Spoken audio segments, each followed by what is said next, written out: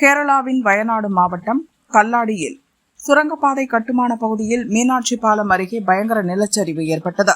இதுவரை 5 பேர் மண்ணில் புதைந்து இறந்துள்ளனர். இன்னும் சிலர் மண்ணுக்குள் புதைந்திருக்கலாம் என அஞ்சப்படுகிறது.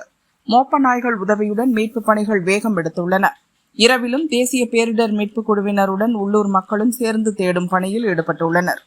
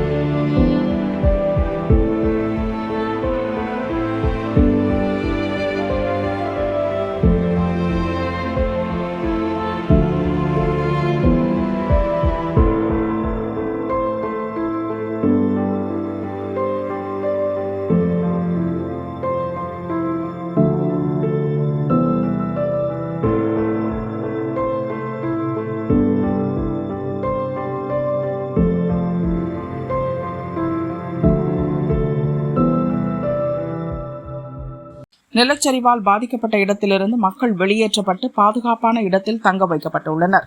இச்சூழலில் வயநாடு மற்றும் கோழிக்கோடு மாவட்டங்களில் தீவிர கனமழை பெய்யக்கூடும் என்று வானிலை மையம் அறிவித்துள்ளது. ரெட் அலர்ட் விடுக்கப்பட்டிருப்பதால் அங்குள்ள குவாரிகள், சுற்றுலா மையங்களை மூட உத்தரவிடப்பட்டுள்ளது.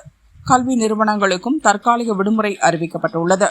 பொதுமக்கள் பாதுகாப்பாக இருக்கவும் அறிவுறுத்தப்பட்டுள்ளது.